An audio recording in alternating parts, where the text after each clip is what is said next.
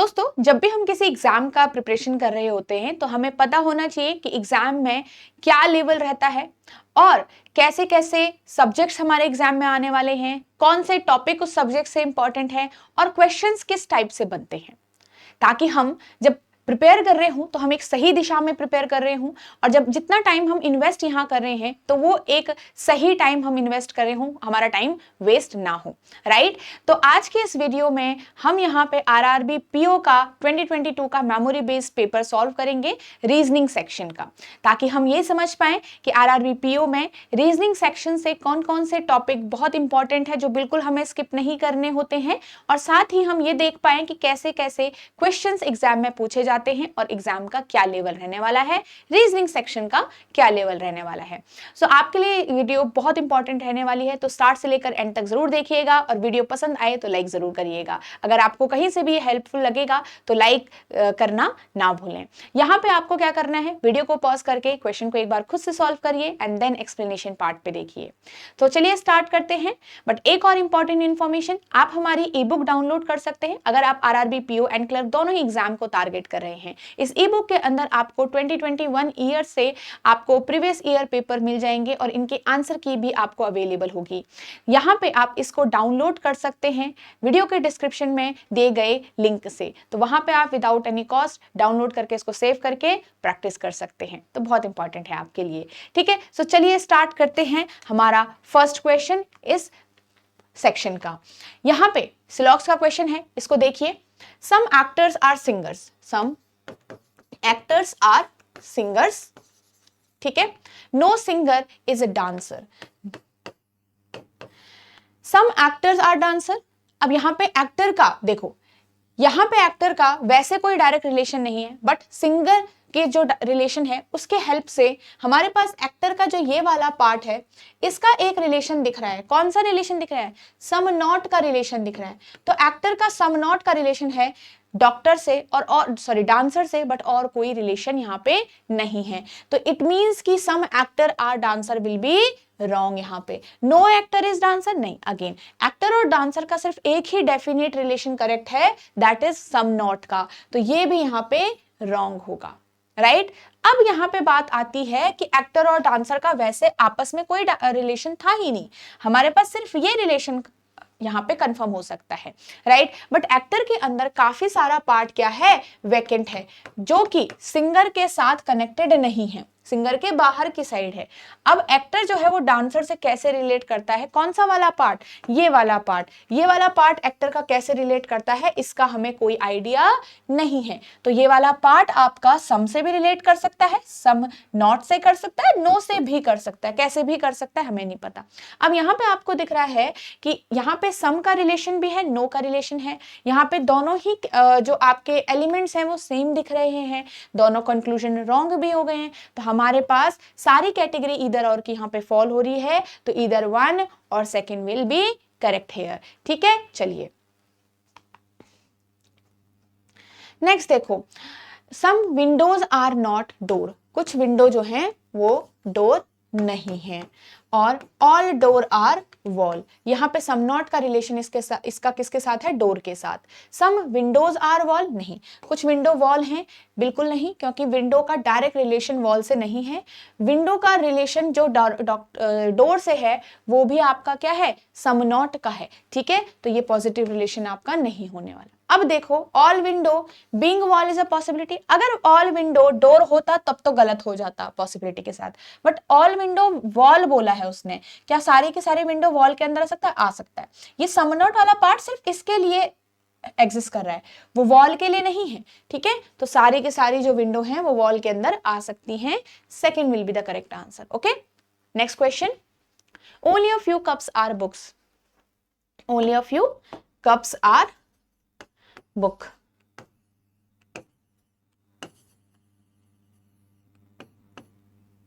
Clear? All books are shirt, ये मेरा diagram है। अब यहां पे देखो, some cups are not book, some cups are not book जो हमें दिख रहा है ओनली अ फ्यू का डायग्राम है। नो बुक इज कप, अब ये हमें कंफर्म नहीं कह सकते हम इसको, ये आपका रॉन्ग हो जाएगा। क्योंकि ये गलत क्यों है? क्योंकि यहाँ पे तो ऑलरेडी सिर्फ सम का रिलेशन है। सम का रिलेशन कभी भी कहीं किसी के बीच में होगा, किसी एलिमेंट के बीच में, तो कभी भी आपका नो का रिलेशन ट्रू नहीं हो सकता। तो ओनली फर्स्ट ही यहाँ पे ट्रू होने वाला है। नेक्स्ट की तरफ चलते हैं। सम पेंसिल्स आर पेन, कुछ पेंसिल्स आपके क्या हैं? पेन है, और कुछ पेन आपके इंक हैं। ठीक है, नेक्स्ट देखो, some pencils can never be ink. यहाँ पे पेंसिल और इंक का कोई भी डायरेक्ट रिलेशन नहीं है। अब जो ये टाइप का आपके पास कंक्लूजन होता है, ये एक डेफिनेट कंक्लूजन होता है। डेफिनेट कंक्लूजन के लिए आपको श्योरिटी के साथ होना पड़ता है, राइट? क्या आप श्योर हो कि पेंसिल कभी भी आपका, या फिर इसको आप दूसरे तरीके से बोल सकते हो, नो पेंसिल इज इंक दिख रहा है आपको? नहीं, क्योंकि पेंसिल और इंक का तो कोई रिलेशन है ही नहीं, तो यहाँ पे हम इसको नहीं ट्रू मान सकते। Next, all pencil being pen is a possibility, क्या सारी की सारी पेंसिल पेन हो सकती हैं? बिल्कुल, क्योंकि इन दोनों का कोई डायरेक्ट रिलेशन नहीं है। ऑल का रिलेशन यहाँ पे पॉसिबिलिटी के साथ एग्जिस्ट करता है। ठीक है, इन सभी चीजों के लिए देखो हम एक प्रीवियस ईयर पेपर सॉल्व कर रहे हैं, एंड आई होप यहाँ पे आपका जो बेसिक होगा वो हमारे हर एक टॉपिक के लिए क्लियर रहना चाहिए। बेसिक क्लियर होगा तभी आप यहाँ पे से अच्छे से समझ पाओगे। ठीक है, अगर आपको किसी भी टॉपिक का बेसिक पढ़ना है तो आप इसी चैनल पे हर किसी एक मतलब जो आपका सब्जेक्ट होगा, जिस भी सब्जेक्ट की यहाँ पे आपको जरूरत है, उस पे आप उसकी प्लेलिस्ट पे आप जा सकते हैं। यहाँ पे आपको रीजनिंग की प्लेलिस्ट मिल जाएगी, जहां पे हमने हर एक टॉपिक को बेसिक से समझा है। Some doctors are educator, some doctor are educated, all educated are research, इस टाइप से डायग्राम बना। नेक्स्ट देखो, all doctor can be researcher, yes, some का तो है ही, ऑल का रिलेशन भी पॉसिबल हो सकता है। Some educated are not research, नहीं, एजुकेटेड तो सारा का सारा रिसर्चर्स के अंदर है, तो यहाँ पे सम नॉट कहां से आएगा? नहीं आएगा, ओनली फर्स्ट फॉलो। ओके, तो इस तरीके से हमने सारे क्वेश्चन सॉल्व कर लिए। अब इस क्वेश्चन को एक बार आप रीड करने का ट्राई करिए। सो आई होप आपने इसको रीड किया होगा। लेट्स सी, 8 फ्रेंड्स हैं एम से लेकर टी तक, are sitting around a square table in such a way that 4 of them sit at 4 corner of the square while 4 sit at the mid of the square। अब देखो square कैसा होता है? इस टाइप से होता है, कुछ आपके मिड में बैठे हैं, कुछ आपके कॉर्नर पे बैठे हैं। अब यहाँ पे जो आपका मिड में बैठा होगा उसको क्या कहा गया है? Who sit at the 4 corner face outside. जो कॉर्नर वाले हैं पर्सन वो आउटसाइड फेस कर रहे हैं, और जो मिड वाले पर्सन हैं वो इनसाइड फेस कर रहे हैं। तो इसका मतलब आप देख सकते हो इस स्क्वायर में एक पर्सन अगर बाहर है, फिर अंदर, बाहर अंदर, बाहर अंदर, मतलब ऑल्टरनेट पर्सन अलग अलग डायरेक्शन में देख रहे हैं। तो अगर हम इसको एक चेन मेथड से सॉल्व करना ट्राई करें तो क्या हो सकता है? लेट्स सी, बहुत आसानी तरीके से हम इसको सॉल्व कर लेंगे with only one case also, क्योंकि यहाँ पे जब हम स्क्वायर से करते हैं तो कई बार हमें शुरुआत ही 2 केसेस से करनी पड़ जाती है। ठीक है, तो हम अगर देखें 2 पर्सन है ओ और एन के बीच में, 1 पर्सन है क्यू और टी के बीच में। देखिए, तो साइड में मैं लिख लेती हूं, अभी हम अभी शुरू नहीं कर रहे हैं। ओ और एन के बीच में 2 पर्सन है, 1 पर्सन है क्यू और टी के बीच में। एन और आर जो है वो नेबर नहीं है। T does not sit at the corner, तो T एक मिड पे बैठा हुआ है। ठीक है, T मिड पे बैठा हुआ है, बाद में देख लेंगे इसको। नेक्स्ट देखो, M sits third to left of P and second to right of O। अब यहाँ पे M जो है वो सेकंड टू राइट है O के, और थर्ड टू लेफ्ट है P के। ठीक है, अगर मैं यहाँ से स्टार्ट करना चाहूँ, क्योंकि O और N भी यहाँ पे मिल जाएगा हमें, M से P भी मिल जाएगा, और यहाँ पे M और N के बारे में कुछ लिखा भी हुआ है। लेट्स सी क्या होता है, यहाँ पे देख लेते हैं। चलो ठीक है, चलो तो हम एक स्ट्रक्चर बनाते हैं। अब आपके पास इस पूरे स्क्वायर में 8 पर्सन बैठे हैं, तो 8 पर्सन को अगर मैं बनाऊं 1 2 3 4 5 6 7 एंड 8 का पर्सन का। ठीक है, यहां पे आपका इतना बन गया। ये इसको थोड़ा सा इस साइड बनाते हैं। ठीक है, 4 पर्सन। अब देखो, एक पर्सन ऊपर की तरफ देख रहा है तो दूसरा नीचे की तरफ देख रहा है, फॉर ऑल्टरनेट पर्सन हर कोई अलग अलग डायरेक्शन में यहाँ पे देख रहा है। अभी हमको नहीं पता और हमें पता भी नहीं करना होता है।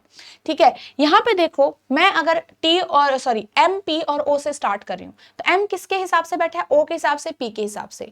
अब यहाँ पे बात करते हैं, अगर मैं ओ से स्टार्ट करूँ, सपोज मैं ओ को कहीं पे भी रख लूँ, तो ओ के सेकेंड टू राइट पे आपके पास कौन बैठा है? M, right.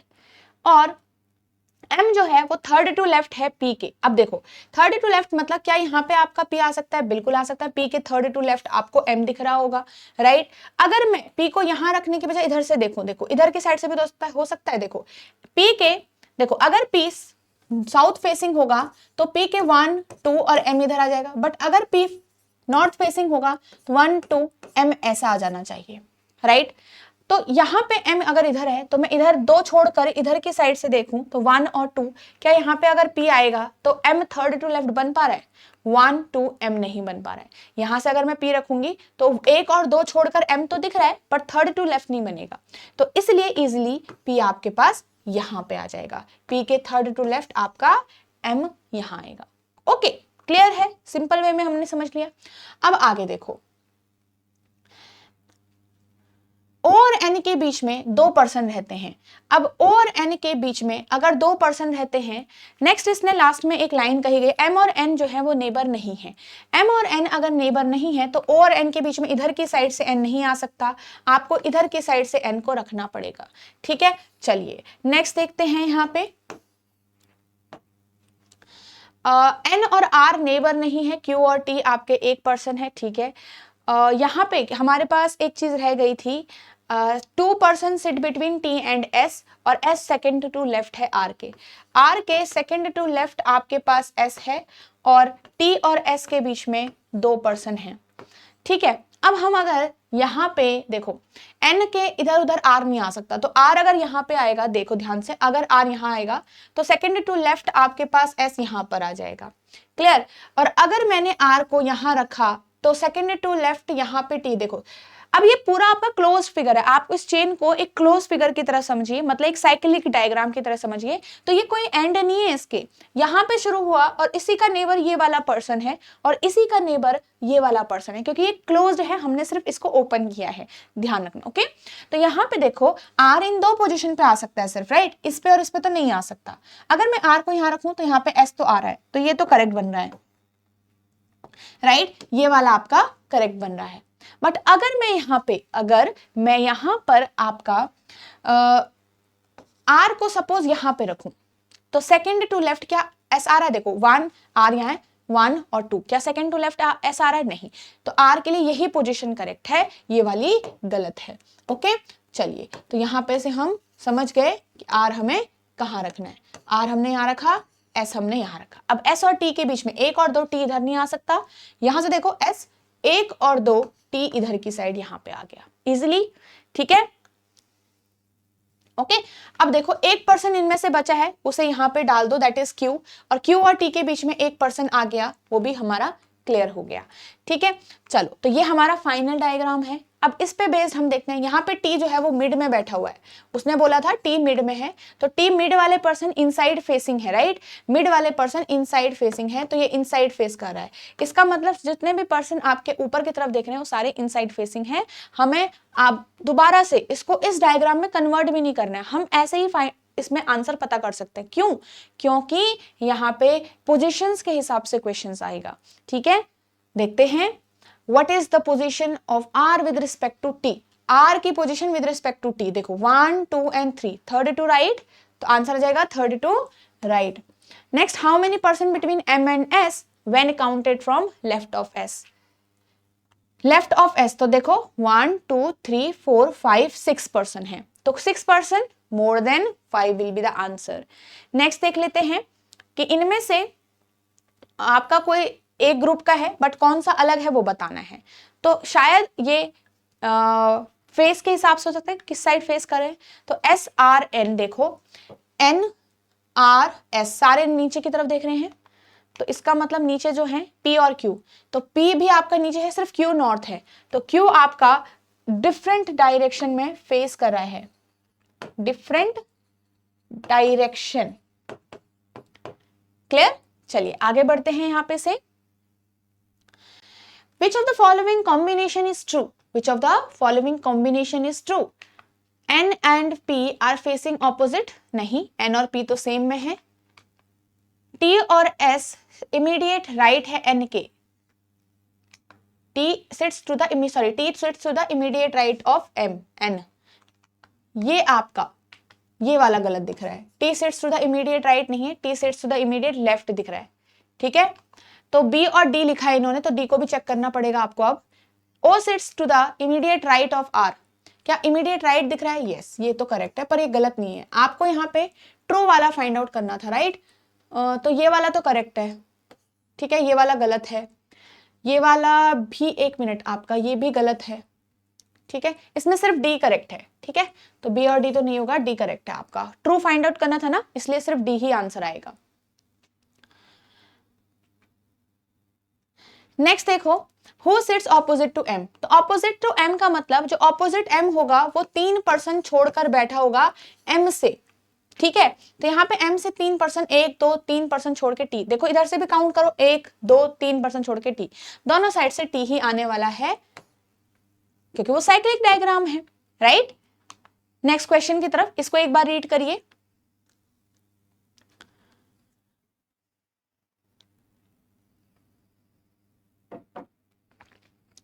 So I hope आपने ये रीड कर लिया होगा।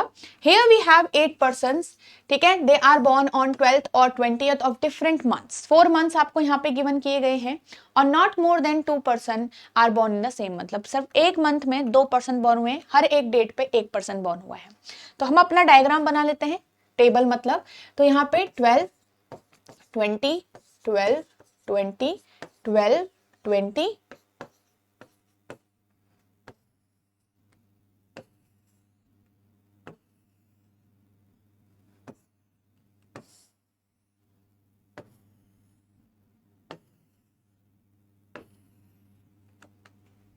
क्लियर।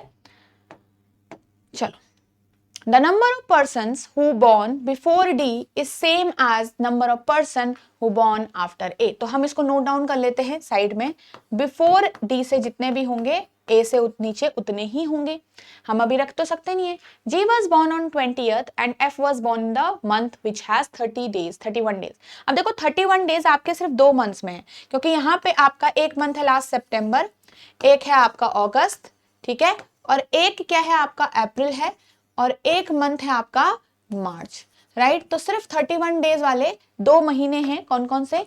अगस्त एंड मार्च। तो एफ या तो अगस्त में होगा और या तो आपका मार्च में कहीं होगा, हमें नहीं पता, ये मैंने 20 के सामने नहीं लिखा है, ये मैंने मंथ के सामने लिखा है, ठीक है। और जो जी है वो आपका 20th को हुआ है किसी भी महीने में। 2 person were born between A and H. अभी हम देखो, इसलिए मैं मेंशन नहीं कर रही हूँ क्योंकि हमें कुछ भी फिक्स नहीं मिल रहा है, हम यहाँ पे केसेस नहीं बना सकते एकदम से, ठीक है। तो हमारे पास ए जो है, ए और एच के बीच में 2 पर्सन है, ठीक है। ए इज द यंगेस्ट पर्सन, अब ए यंगेस्ट का मतलब है ए आपका लास्ट में बॉर्न हुआ होगा, ऑब्वियसली ए आपका कब बॉर्न हुआ होगा? एट द एंड बॉर्न हुआ होगा। Next is A was born before H but after B, A जो है वो बिफोर एच बट बी के बाद बॉर्न हुआ है, ठीक है। एंड साथ ही who was not born on 12th of April, जो B है वो आपका 12th of April पे नहीं आएगा, तो B आपका 12th of April पे आप कैंसिल आउट करो यहाँ पे से, ठीक है। नेक्स्ट देखो, E was born immediate after H, immediate after H E already हो चुका है, अब H यहाँ पे आ गया, अब हम बना सकते हैं, H यहाँ पे आ गया, अब A भी आ जाएगा, A और H के बीच में 2 लोग हैं तो A आपके पास यहाँ आ जाएगा। अब उसने कहा A जो है वो B के नीचे, तो B इन दोनों में से कहीं पे भी अभी आ सकता है, तो इसको छोड़ दो। F and B were not born in the same month, F और B सेम मंथ में नहीं है। C was not born immediate after B also। चलो, तो हमारे पास जितनी इंफॉर्मेशन थी अब उसको रख के देखते हैं। अब देखो A आ चुका है तो D भी आ जाएगा साथ में। A के नीचे कितने? 1 2 3 4, तो D के ऊपर भी हमारे पास 4 लोग होने चाहिए, तो 1 2 3 4 D के ऊपर हो गए, ठीक है। तो ये हमारा फिल हो चुका है। अब G देखो 20th पे यहाँ आ सकता है, यहाँ। अब उसने बोला F और B were not in the same month, F और B जो है वो सेम मंथ में नहीं है, साथ ही B A के ऊपर आना चाहिए। अब देखो, अगर मेरे पास यहाँ पे F 2 जगह आ सकता है, ठीक है, F और B सेम मंथ में नहीं है, ये ध्यान रखो, बस इसको ध्यान रखो। अब अगर मैंने F को यहाँ पे रखा, क्योंकि मार्च में अगर मैं रखूं, ठीक है, मार्च में अगर मैं रखूं, और जो आपके पास F यहाँ पे अगर आता है तो B के लिए सिर्फ यही जगह बची क्योंकि 12 अप्रैल तो कैंसिल ही हो चुका है, तो F और B तो सेम मंथ में आ गए। सपोज मैं F को यहाँ रखूं इस वाले पे, तो भी तो हमारे पास B के लिए ये वाली जगह बच गई, जो कि अगेन बोल रहा है B और F सेम मंथ में हो गए, ये भी अगेन F के लिए गलत हो गया। तो F के ऊपर की दोनों ही पोजीशन गलत हो गई, तो F के लिए एक ही पोजीशन बचती है ये वाली अब, राइट, ये वाली हो गई खत्म। अब B के लिए देखो, अब B कहीं पे भी आ सकता है, राइट, पर उसने बोला G जो है वो 20th पे है, तो G के लिए 20th ये बचता है और B के लिए सिर्फ ये पोजीशन बच गई है। ओके, अब एक पर्सन की पोजीशन सिर्फ बच गई है, दैट इज C, जो हमने नहीं रखा, तो C आपका यहाँ आ जाएगा। अब ये सारी चीजों को, कंडीशनों को ये क्या कर रहा है, फॉलो कर रहा है, and this is our last final answer. Okay, question पे चलते हैं। Whose birthday is on 12th April? 12th अप्रैल को किसका बर्थडे है? C का बर्थडे है, तो C का देखो, जो जब बॉर्न हुआ है तभी बर्थडे मनाएगा। How many person were born between H and G? H और G 1 2 3 4 पर्सन है, तो 4 पर्सन मोर देन 3 में आएगा। Who among the following was born before C? तो before C में आई थिंक B और G है, B और G, तो B और G will be the answer, तो ओनली फर्स्ट एंड थर्ड का यहाँ पे बन रहा है। ठीक है, नेक्स्ट देखो, विच of the following is true? True find out करना है। C was born after A, नहीं, आई थिंक C तो पहले हुआ है। 3 पर्सन बिटवीन F और G, 1 to 3 पर्सन है, ये ठीक है। और A was born on 20th मार्च, नहीं, ये गलत है। तो यहाँ पे सिर्फ थर्ड सही दिख रहा है, तो थर्ड ही ट्रू दिख रहा है यहाँ पे। ठीक है, चलो, किसका 12 सितंबर को है? H का है, answer will B H। Next question पे देखते हैं। अब ये आपका एक मिसलेनियस का क्वेश्चन है, ओके, इसको देखो आराम से, इसको देखेंगे। इसमें कहा थर्ड फोर्थ फिफ्थ और सिक्स्थ लेटर से बताओ यहाँ के, थर्ड मतलब E, फोर्थ मतलब A, M और L, यहां से बताना पड़ेगा आपको कि इसका fourth meaningful letter, sorry fourth letter कौन है, अगर हम एक मीनिंगफुल वर्ड बना पाए तो। अब अगर आपके पास यहाँ पे कोई भी मीनिंगफुल वर्ड नहीं बना तो आप मार्क करोगे Y, और अगर एक से ज्यादा मीनिंगफुल वर्ड बन गए तो आप मार्क करोगे X। ठीक है, तो यहाँ पे देखो, ये हमारे पास लेटर्स हैं। अब इससे आप क्या क्या बना सकते हो? एक तो आपका यही बन रहा है MEAL, मील, ठीक है, एक आपका यही बन रहा है, तो दो तो यही बन गए। अब हमारे पास दो बन गए, उसके अलावा हमें सोचने की जरूरत नहीं है, क्योंकि मोर देन मीनिंगफुल वर्ड बन गए हैं, तो हमारा आंसर क्या होगा? X will be our answer, more than one meaningful word. Next question देखिए, इनइक्वालिटी का क्वेश्चन है, इसको देखते हैं। B ग्रेटर S, देखो B ग्रेटर S, तो B से लेकर D जाओ, D से लेकर S जाओ, इसको मिलेगी प्रेफरेंस, मतलब B ग्रेटर की जो सिंबल होगा B की साइड से होगा, ये करेक्ट है। नेक्स्ट देखो, R greater V, R greater V क्या होगा? R से लेकर D जाओ, D से लेकर V जाओ, तो ये वाला अगेन R आपका ग्रेटर होगा, तो answer will be both 1 and 2 are true. Next आपके 3 क्वेश्चंस हैं, एक बार इनको ट्राई करिए।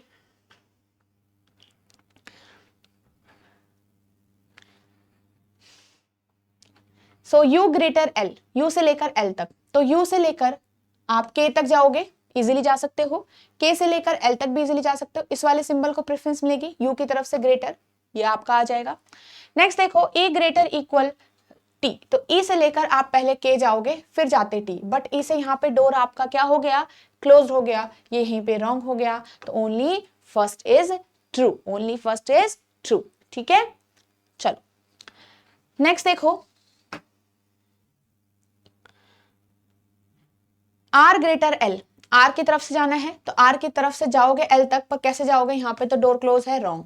E greater equal Q, E greater equal Q, तो E से लेकर L जाते फिर जाते Q, तो यहाँ पे भी नहीं जा सकते, आप ट्रेवल ही नहीं कर सकते, तो दोनों ही गलत आ गया।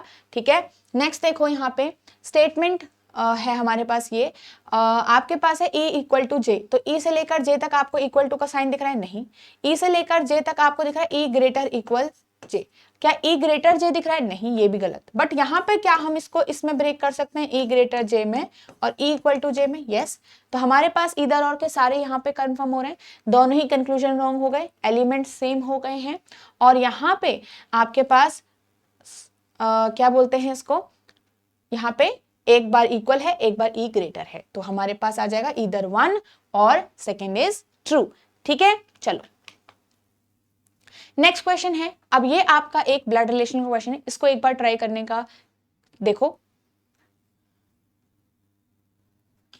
Okay, so N is married to only sister of R. Only sister of R मतलब एन मैरिड जिससे होगा तो मेल होगा, only sister of R, R की सिर्फ एक ही सिस्टर है, सिर्फ जो यहाँ पे है, याद रखना बस। ठीक है, नेक्स्ट देखो, Q is the mother of P but not married to M।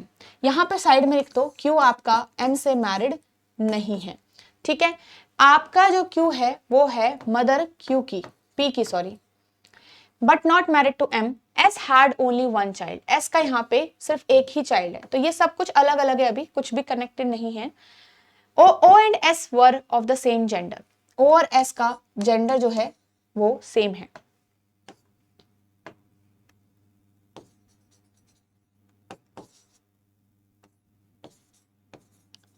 ठीक है, नेक्स्ट देखो, ये जेंडर लिख दो उसको पूरा। P is married but not to S। P अगर मैरिड है बट S से नहीं है, याद रखना। ठीक है, ओनली R इज अनमैरिड, सिर्फ इस जगह पे R ही अनमैरिड रह रखा है, इसका मतलब बाकी सब मैरिड होंगे। There were 3 generations in the family, इसमें 3 जनरेशन है। M एक मेल है, ठीक है, M एक मेल है। Q is the daughter in law of S, S की डॉटर इन लॉ का मतलब देखो S का ओनली चाइल्ड था, तो Q डॉटर इन लॉ उसी पर्सन की यहाँ पे वाइफ हो जाएगी, तो S का एक चाइल्ड मतलब एक सन होगा और Q उसकी वाइफ होगी, इसकी वजह से। ठीक है, for every person of the family either both और नन ऑफ द पेरेंट, मतलब अगर किसी का फादर है तो मदर भी होनी चाहिए, किसी की मदर है तो फादर भी होनी चाहिए। अगर कुछ नहीं है तो मतलब अगर देखो यहाँ पे उसके ऊपर कुछ नहीं पेरेंट है तो कोई भी दिक्कत नहीं है, बट अगर एक है तो दोनों होने चाहिए, मतलब उसके पेरेंट मैरिड दिखने चाहिए। जैसे कि अगर मैं S का कोई S किसी का पेरेंट है तो S भी मैरिड होना चाहिए, Q किसी का पेरेंट है तो Q भी मैरिड होना पड़ेगा। अगर मैं इन दोनों को यहां से कनेक्ट करूं तो थोड़ा सा कनेक्ट कर देते हैं। ठीक है, देखो आपके पास यहाँ पे Q नीचे की जनरेशन में है तो S यहाँ पे आ गया। ठीक है, S का एक चाइल्ड है प्लस और वो है मैरिड Q से, यहाँ पे Q का चाइल्ड P आ गया है, राइट, तो Q तभी मैरिड बना दिया था हमने। P भी मैरिड है साथ के साथ, ये ध्यान रखो, उसने बोला P is married but not sorry P is married but not to S, तो S से तो कैसे ही होगा, राइट। तो अब आपके पास यहाँ पे पूरा इतना बन चुका है, राइट, इतना बन चुका है। ठीक है, अब इसने कहा Q जो है वो मैरिड तो है, अब S भी मैरिड है, P भी मैरिड है, और यहाँ पे 3 जनरेशन भी आ गई है। O और S का सेम जेंडर है, Q और M जो है वो मैरिड नहीं हो सकते। देखो M तो यहाँ पे आ जाता बट Q और M मैरिड नहीं हो सकते। अगर मैं यहाँ पे मैरिड कब देखूं तो M के नॉट भी है, आपके पास O भी डिस्कस हुआ है ना, यहाँ पे O and S are of the same gender, तो O बचा है मेरे पास, यहाँ पे के लिए M बचा है, N बचा है, R बचा है। R तो अनमैरिड है तो R को कैंसिल आउट कर दो, मैं Q के मैरिड की बात कर रही हूँ यहाँ पे से। ठीक है, Q किस किस से मैरिड हो सकता है, R तो अनमैरिड है तो कैंसिल आउट कर दो। N के साथ हो सकता है, M के साथ तो हो ही नहीं सकता, पहले ही उन्होंने मना कर दिया, और N के साथ हो सकता है। तो हम अगर यहाँ पे N को रख के देखें, क्योंकि N भी मैरिड है यहाँ पे, तो हमें N को मैरिड करके दिखाना पड़ेगा। ठीक है, और फिर S के लिए भी कोई ना कोई हमें चाहिए। अगर मैं यहाँ पे S को M से मैरिड कर दूं, देखो S O से मैरिड नहीं हो सकता, S आपका यहाँ पे O से क्यों नहीं मैरिड हो सकता, क्योंकि S और O का तो जेंडर ही सेम हो गया। ठीक है, तो हम ये चीज देख सकते हैं N को यहाँ पे रख के, जरूरी नहीं है कि सही हो। ठीक है, लेट्स सी, N यहाँ पे आ गया, N जिससे मैरिड है उसकी एक ही सिस्टर है। अब यहाँ पे हमने एक N ही क्यों रखा, यहाँ पे सिबलिंग क्यों नहीं बना सकते, क्योंकि S का एक ही चाइल्ड है, और याद रखना R की भी एक ही सिस्टर है Q। ठीक है, और कोई यहाँ पे नहीं आ सकता। ठीक है, तो हमने इतना बना लिया। अब आपके पास S भी एक मैरिड कराना है, P भी मैरिड कराना है, और अब यहाँ पे अगर मैं M को लेके जाऊं तो आपके पास अगर M यहाँ आ जाएगा तो O तो यहाँ नहीं आ सकता, राइट, तो M must be at this position and O must be at this position, क्योंकि फिल तो पूरा करना ही पड़ेगा ना। अब आपको फैमिली के मतलब ये पैराग्राफ में सिर्फ इतने ही लोग गिवन किए गए थे, तो इतना ही फैमिली ट्री हम यहाँ से बना सकते हैं। देखो इससे ज्यादा लोग अब आपको दिए नहीं है, ठीक है, तो इतना ही फैमिली ट्री कंप्लीट बनेगा। M आपका मैरिड हो गया S से, M एक मेल है तो S एक फीमेल होगी, अगर S फीमेल है तो O भी एक फीमेल होगी, और P यहाँ पे क्या होगा, एक मेल हो जाएगा। R का हमें जेंडर क्लियर नहीं है। ठीक है, तो ये आपका final family tree and correct family tree है। आगे चलें क्वेश्चंस पे। How M is related to Q, M कैसे दिख रहा है आपको रिलेट, एम आपका फादर इन लॉ दिख रहा है, एम क्या है, फादर इन लॉ। नेक्स्ट देखते हैं, if there were only 3 males in the family how R is related to P. 3 male मतलब 1 2 3 जितने हैं आपके वही मेल हैं सिर्फ, तो आर कैसे रिलेट करेगा, तो R must be a women, तो आर एक फीमेल होगी, तो आर पी से कैसे रिलेट कर रहा है, आर क्या है, इसकी आंट हो जाएगी फिर, राइट, अगर ऐसा है तो। ठीक है, अब यही चीज आप हर क्वेश्चन के लिए अप्लाई नहीं कर सकते, जो एक कंडीशन आपको गिवन थी ये सिर्फ इसी क्वेश्चन के लिए अप्लाई रहेगी। ठीक है, next, which of the following statement is false, false वाला ढूंढना है। पी क्या ग्रैंडसन है ओ का, बिल्कुल नहीं, वो तो हस्बैंड ही था। एन क्या फादर दिख रहा है आपको पी का, यस एन फादर है, तो ये गलत हो गया, ये सही है। क्यू मदर इन लॉ दिख रही है आपको, क्या Q is the mother in law of S, बिल्कुल नहीं, ये तो उल्टा हो गया, ये भी गलत है। तो फॉल्स कौन होगा, फर्स्ट एंड थर्ड फॉल्स होगा। नेक्स्ट क्वेश्चन है आप सभी के सामने मिसलेनियस का, इसको देखिए।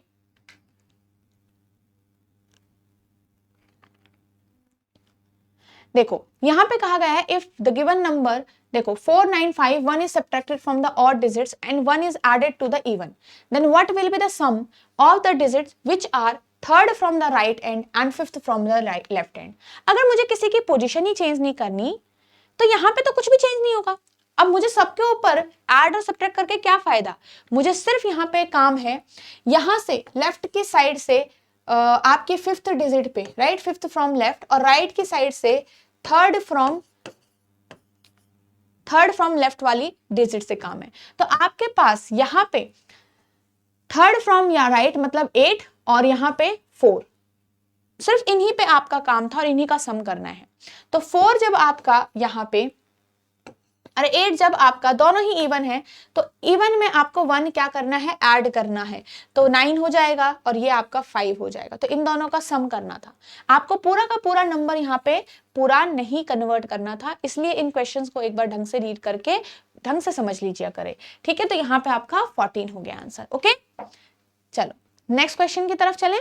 ये भी सेम आपका एक मिसलेनियस है, बोथ फॉरवर्ड एंड बैकवर्ड, ये आपको पेयर फॉर्म करना है। अब ये नोटबुक आपके पास वर्ड है, तो पहले हम क्या करेंगे, सिर्फ और सिर्फ बैक फॉरवर्ड की तरफ चलेंगे। ठीक है, अब हमेशा जो सबसे बड़ा लेटर होता है या नंबर होता है उसका कभी भी कोई पेयर नहीं बनता, तो टी को काउंट ही नहीं करना। देखो एन से ओ, तो एन और ओ एक पेयर बन गया, फिर P Q R S T आगे नहीं आएगा, फिर ओ से भी काउंट करोगे तो आगे कोई पेयर नहीं बनेगा, टी से तो बनाना ही नहीं है, ई से देखो एफ जी एच कोई नहीं बन रहा, सी टी ई, तो यहाँ पे से आगे की तरफ कोई पेयर नहीं है। अगर आप पीछे भी देखोगे तो पीछे भी कोई पेयर नहीं बनने वाला है, इसलिए सिर्फ एक ही पेयर यहाँ पे होगा। ओके, चलो अब इसके बाद हम नेक्स्ट क्वेश्चन पे चलते हैं। देखो आपको इस पर्टिकुलर क्वेश्चन को सॉल्व करने के लिए इतना ही टाइम लेना है, ज्यादा टाइम यहाँ पे नहीं लेना है। इसको देखिए,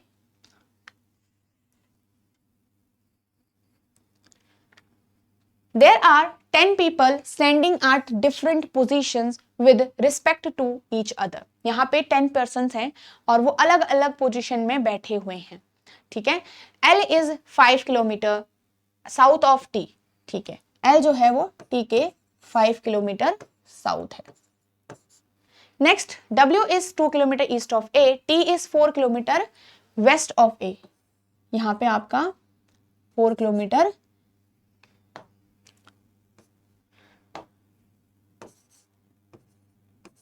आ गया।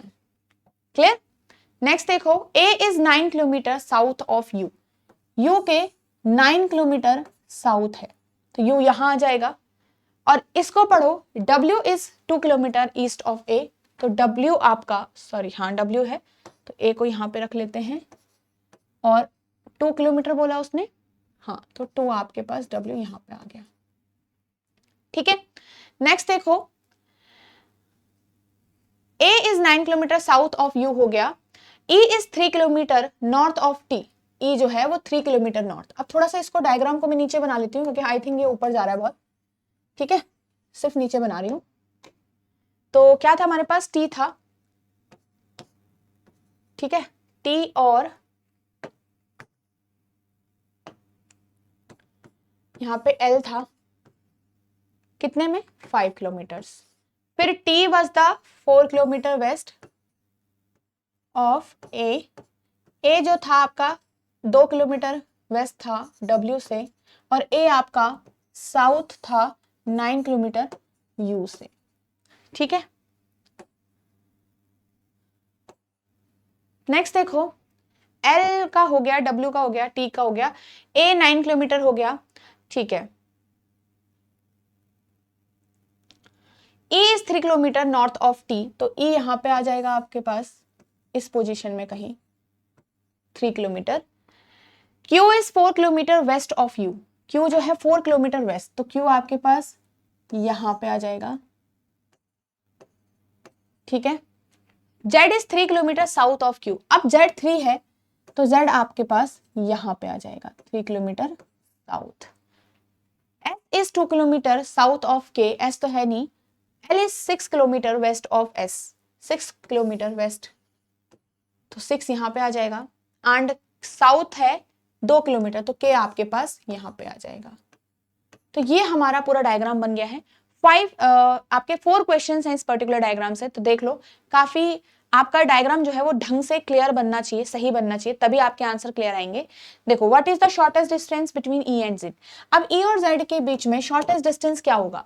अब ध्यान से देखो, ये पूरा डिस्टेंस यहां से लेकर 9 है, और ये वाला डिस्टेंस 3 है, ये वाला डिस्टेंस 3 है, तो ये वाला जो डिस्टेंस होगा, चाहे बीचों बीच में खाली बच गया, ये 9 माइनस 3 प्लस 3 होगा ऑब्वियसली, राइट। तो हमारे पास आंसर कितना आ जाएगा 3, राइट। तो हमारे पास आंसर आएगा 3 किलोमीटर्स। नेक्स्ट देखो, 4 of the following are similar in such a manner, sorry same manner, और आपको ऑड वन बताना है। तो U से L को देखो, U और L की डायरेक्शन, U से L नीचे की तरफ दिख रहा है।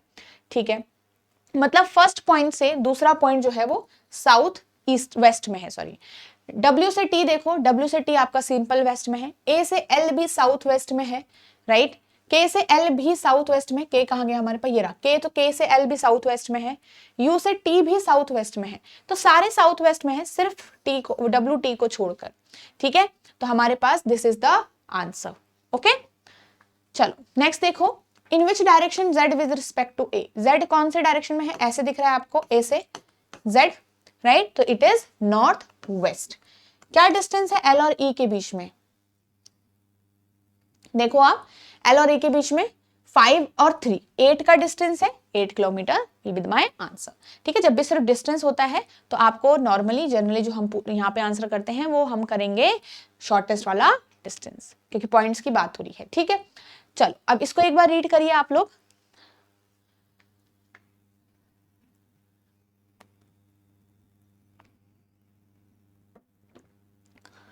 So a certain number of people are sitting in a row, certain number मतलब uncertain persons हैं, सारे के सारे साउथ फेस करें। तो वैसे कई बार आप साउथ वाला जब बनाते हो ना, तो आप उसको नॉर्थ के हिसाब से बना सकते हो, फिर अपने पेज को पेज को रिवर्स करके फिर रीड कर सकते हो, पोजीशंस आपकी सेम ही रहती हैं। ठीक है, बट स्टिल साउथ से ही बना लेते हैं ताकि आपको पता चल जाए। 8 people are sitting to the right of A, देखो अब 8 people A के राइट में बैठे हैं, राइट, तो अगर साउथ देख रहा है ए, सारे ही साउथ देख रहे हैं, तो 1 2 राइट इस साइड होगा ना, 3 4 5 6 7 एंड 8। कह रहा है कि B sits fifth to the left of C। Next देखो, B फिफ्थ लेफ्ट का मतलब क्या हो गया, फिफ्थ लेफ्ट का यहाँ पे इस पर्टिकुलर डायग्राम में लेफ्ट इधर नहीं है, लेफ्ट इधर की साइड है।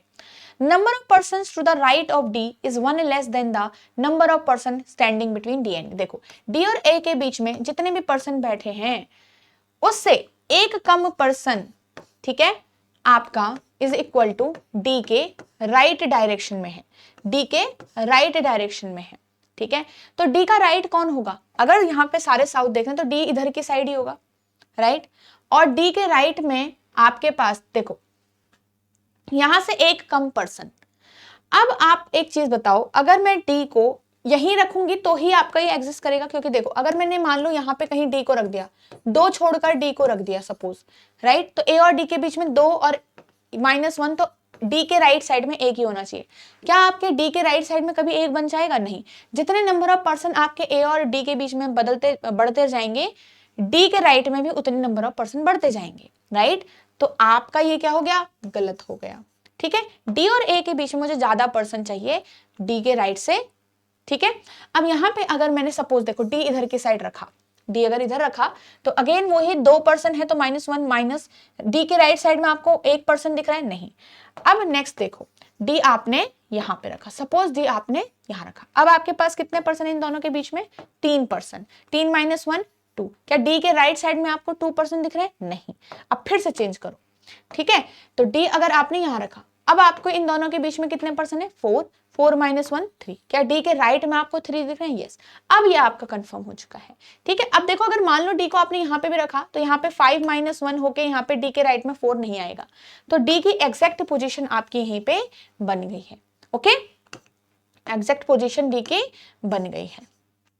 ओके, तो आपके पास डी कहां होगा? यहां पर। क्लियर? चलो आगे बढ़े। E is sitting fourth to right of F. Fourth right इस डायग्राम में कैसा दिखेगा? फोर्थ राइट F का मतलब E ऐसा आएगा, और B वाला और C वाला भी था, fifth to the left of C, तो 1 2 3 4 B ऐसा दिखेगा। क्लियर? नेक्स्ट देखो, at least 7 people are sitting between G and A। G और A के बीच में एटलीस्ट 7 का मतलब है या तो 7 हो, ठीक है, इक्वल टू 7, या फिर 7 से ज्यादा भी हो सकते हैं, एटलीस्ट 7, ठीक है। Only 1 person is sitting between C and A। C और A के बीच में सिर्फ एक ही पर्सन जबकि बैठा हुआ है, तो हम कहीं पे भी बैठा सकते हैं C और A को अभी, ठीक है। Let's see, 7 people are sitting between B and E। 7 people, 7 लिखा है, 7 आपके B और E के बीच में बैठे हुए हैं।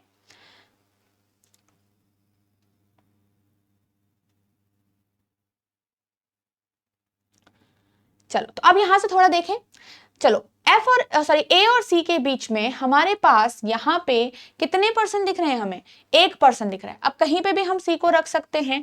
अब यहाँ पे B और E की भी पोजीशन कुछ ना कुछ दिख रही है। लेट्स सी C को रख के देखते हैं। तो एक बार C आपका यहाँ आ जाएगा और एक और बार बना लेते हैं।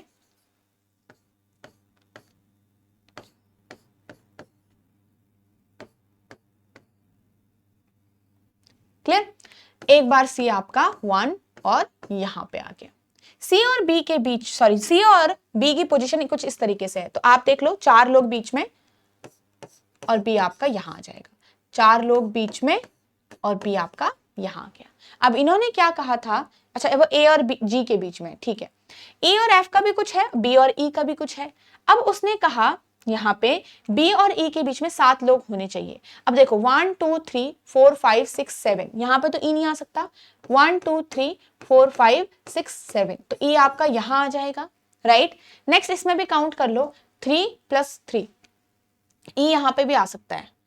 1 2 3 4 5 6 7, E यहाँ पे आ सकता है, पर E के 3 छोड़कर इधर की साइड को F चाहिए मुझे, राइट। अब अगर मैंने यहां पर E रखा तो 1 2 3 छोड़कर यहां पर F आ जाएगा, राइट। तो अगर मैंने सपोज E इधर की साइड भी आ सकता है ना, B और E जो है वो इधर की साइड भी आ सकता है। लेट्स सी, देखेंगे इसको बाद में। तो दोनों साइड E आ सकता है, तो अभी इसको छोड़ देते हैं। नेक्स्ट देखो, F is sitting at the end of the row. F किसी एंड पे बैठा है। अब देखो, ये भी एक एंड है, ठीक है, और ये भी एक एंड है। यहाँ पे दोनों साइड एंड हो गया, राइट। अब चलो यहां पे से, इसका मतलब अब इससे इधर पर्सन नहीं बैठेंगे और ना ही बीच में कोई आएगा। अब जो है वो यहीं पे है। यहाँ पे ये तो एंड आया है बट यहाँ पे नहीं आया है। अब अगर B और E की हम बात करें, अगर मैंने E को यहाँ रखा सपोज और F को यहाँ रखा, तो क्या F एंड पे आएगा? नहीं, तो E यहाँ आ ही नहीं सकता। E को हमको इधर की साइड को ही बनाना पड़ेगा। तो 1 2 3 4 5 6 7, यहाँ पे आपका E हो गया। क्लियर? ठीक है। अब 1 2 3 यहाँ पे F भी आ जाएगा, एंड आ गया आपका। अब आगे पढ़ो, क्या था कि 2 person are sitting between G and B। G और B के बीच में 2 पर्सन। अब G और B के बीच में 2 पर्सन बनाने के लिए G यहाँ हो जाएगा इस साइड, क्योंकि यहाँ पे तो A है और यहाँ पे G दोनों साइड आ सकता है। बट उसने बोला G और A के बीच में 7 से ज्यादा लोग होने चाहिए। यहाँ पे देखो 7 से ज्यादा लोग नहीं है, राइट, तो ये वाला कैंसिल आउट यहीं पे हो जाएगा। अब यहाँ पे देखो, अगर मैं G को यहाँ बनाती हूँ, सपोज इस पे बनाती हूँ, क्योंकि 2 पर्सन छोड़ के इधर भी आ सकता है उधर भी आ सकता है। अब मैं यहाँ पे अगर बनाती हूँ तो आपके पास A और G के बीच में क्या 7 से ज्यादा लोग हैं, या 7 से ज्यादा नहीं, तो यहाँ पे G गलत आएगा। G की पोजीशन ये वाली होगी, ठीक है, इस पोजीशन पे G होगा, इस पे, क्लियर। अब देखो 7 से ज्यादा ही पर्सन है, ठीक है, एटलीस्ट 7 है मतलब। क्लियर। तो यहां पे जी आ चुका है। और क्या बचा हमारे पास, at least 5 people are sitting between B and A. B और ए के बीच में एटलीस्ट 5 तो है ही, दिख रहा होगा आपको। और D sitting to the right of A, D आपका ए की राइट में बैठा हुआ है, तो हमने वो बना लिया। क्लियर। तो आपके पास ये पूरा डायग्राम कंप्लीट हो गया है। ओके, चलिए, तो ये हमारा सही है। यहां पे क्वेश्चन देख लेते हैं, कौन सा इसमें से स्टेटमेंट करेक्ट है। 5 people sitting to the right of D, 5 people sitting to right of D है क्या, नहीं, ये गलत आ गया। C sitting somewhere to the left of D, क्या ये लेफ्ट ऑफ डी है, यस, ये आपका करेक्ट है। 9 people sitting between E and B, E और बी के बीच में क्या 9 पर्सन है, नहीं, यहाँ पे तो 7 ही गिवन हो रखा था, तो ये वैसे ही गलत हो जाएगा। तो आपके पास करेक्ट सिर्फ सेकंड है। Who among the following standing to left of C? Standing to left of C. B, G, E और F. B, G, E और F. तो B और F आंसर में आएगा, both third, second and third. Okay? Next देखो, what is the total number of person sitting? देखो, 3, 6, 9, 10, ठीक है, 4, हाँ 10 यहाँ तक हो गए, फिर 13, 16 और 20 यहां तक हो गए, 24 और 28 हमारे पास पर्सन बैठे हुए हैं, ठीक है।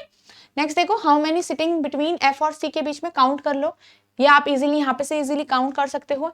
And this will be your homework question, ये वाला आपका होमवर्क क्वेश्चन में होंगे दोनों, इनको जरूर ट्राई करिएगा एंड कॉमेंट योर आंसर्स, ठीक है। चलो नेक्स्ट देखते हैं, ये आपके सामने क्वेश्चन है, 7 persons from P to V sit in a row such that all of them facing north. Each of them like different colors also. ठीक है, तो यहां से अब हमारी इंफॉर्मेशन स्टार्ट हो रही है, यहाँ पे सब नॉर्थ फेसिंग है। 2 people, ठीक है, 2 persons sit between T and the one who like red, ठीक है, T और जो रेड पसंद करता कलर है इंसान, वो उनके बीच में 2 पर्सन बैठे हैं।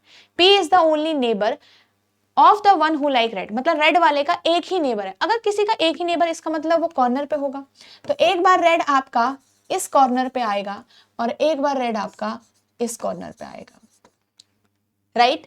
तो यहाँ पे दोनों साइड हमारे पास रेड हो गया, रेड का एक ही नेबर है दैट इज पी, तो यहाँ पे आपके पास पी आ जाएगा। सारे यहाँ पे नॉर्थ फेसिंग, अब ये कॉर्नर हो चुका है, तो यहाँ पे हम बाकी पर्सन आराम से रख सकते हैं। 7 पर्सन है मेरे पास,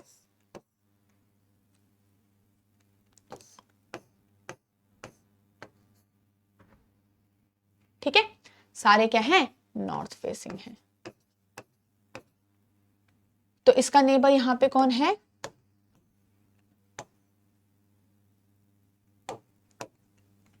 पी है, इसका नेबर यहां पे मैं रेड लिख लेती हूं, पी है। क्लियर। रेड और टी के बीच में 2 ही लोग हैं, तो 1 2 यहां पे टी आ जाएगा, 1 2 यहां पर टी आ जाएगा।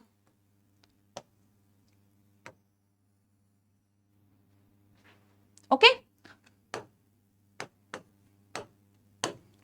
आगे चल लेते हैं। S second to left of T, 1 और 2, यहां पे तो यहीं पे गलत हो जाएगा, सेकेंड टू लेफ्ट तो एस के लिए जगह ही नहीं है, ये कैंसिल आउट हो गया। 1 और 2 एस का ये पोजीशन होगा। नेक्स्ट देखो, the one who likes golden adjacent to S and sits second to right of R. अब गोल्डन 2 साइड आ सकता है, second to right of R. अब second to right of R भी बोला उसने गोल्डन के लिए, मतलब जो गोल्डन है वो आर के सेकेंड टू राइट पे बैठना चाहिए। तो अगर मैं गोल्डन यहां रख दूंगी तो सेकेंड टू राइट नहीं हो पाएगा आर के, तो गोल्डन आपका यहां पे आ जाएगा एंड आर आपका यहां पर आ जाएगा। Second to right of R is golden colour. Next देखो, more than 3 person sit between R और यू, तो 1 2 3 तो है, बट मोर देन 3, तो यहां पे यू नहीं आ सकता, यू के लिए अब एक ही जगह बच गई ये वाली। क्लियर। चलो नेक्स्ट देखो, U Q sit second to left of the one who likes white, second to left of white, ठीक है, तो व्हाइट के सेकेंड टू लेफ्ट मतलब ऐसे करके बैठना चाहिए। अब व्हाइट यहाँ पे देखो, क्यू यहाँ आ सकता है, तो सेकेंड टू लेफ्ट वो बन जाएगा। क्यू अगर मैं यहाँ रखती हूँ सपोज इस जगह पे, तो वो सेकेंड टू लेफ्ट आपके व्हाइट का बन रहा है, नहीं, तो क्यू के लिए एक यही पोजीशन खाली रह गई। लास्ट में एक ही पर्सन बच रहा है वी, तो वी आपके पास यहाँ पे रहेगा, ठीक है। वी क्यू जो है वो व्हाइट के सेकंड टू लेफ्ट है, व्हाइट आपका यहाँ आएगा। नेक्स्ट देखो 3 person sit between V and the one who like blue, 3 person blue और वी के बीच में, तो 1 2 3 यहीं पे आएगा, तो ब्लू आपका ये हो गया। क्लियर। नेक्स्ट देखो the one who likes black sits left to the one who like green, ठीक है, और and right to the one who likes pink. इसको ध्यान से देखो, ये पूरी इंफॉर्मेशन में क्या लिखा हुआ है, the one who likes black left to the one who like green, मतलब जो ग्रीन के लेफ्ट की साइड को ब्लैक वाला पर्सन जो ब्लैक पसंद करता है वो बैठा है, और ठीक है, the one who like black sits left to the green and right to the, मतलब वो राइट साइड है किसके, पिंक वाले के। तो ऐसे करके ये अरेंजमेंट आएगी। अब तीनों ही कलर मैंने फिल नहीं किए हैं, 3 ही पोजीशन वैकेंट बची है, तो यहाँ पे आ जाएगा पिंक, यहाँ पे आ जाएगा ब्लैक और यहाँ पे आ जाएगा ग्रीन। क्लियर। तो हमारे सारे पर्सन आ गए, सारे आपके कलर आ गए, तो ये सारा कंप्लीट हो गया है। अब यहाँ पे से आंसर करते हैं, ठीक है। देखो U likes which of the following colour, कौन सा लाइक करता है यू, रेड करता है। Which of the following immediate second statement is true, R जो है वो एडजेसेंट है, yes this is true. T क्या ब्लू कलर लाइक करता है, नहीं, तो यही आपका ए वाला ही ऑप्शन करेक्ट आ गया। How many person sit between you and Q, देखो यू और क्यू के कितने पर्सन बैठे, 3 पर्सन बैठे हैं, 3 यहाँ पे आ जाएगा, ठीक है। और अब ये 2 क्वेश्चंस आपके होमवर्क में होंगे, आप इजीली यहाँ पे से डायग्राम में देखिए एंड इसका आंसर करिए कमेंट सेक्शन में, ओके। चलो, so this is our last question of this section, find the odd one out. अब ऑड वन के लिए हमें थोड़ा सा कोडिंग डिकोडिंग वाली हेल्प लेनी पड़ती है। जब भी हमारे पास इस टाइप का क्वेश्चन आता है तो याद रखिए हमेशा ये प्लेस वैल्यू के हिसाब से आराम से सॉल्व हो जाएगा।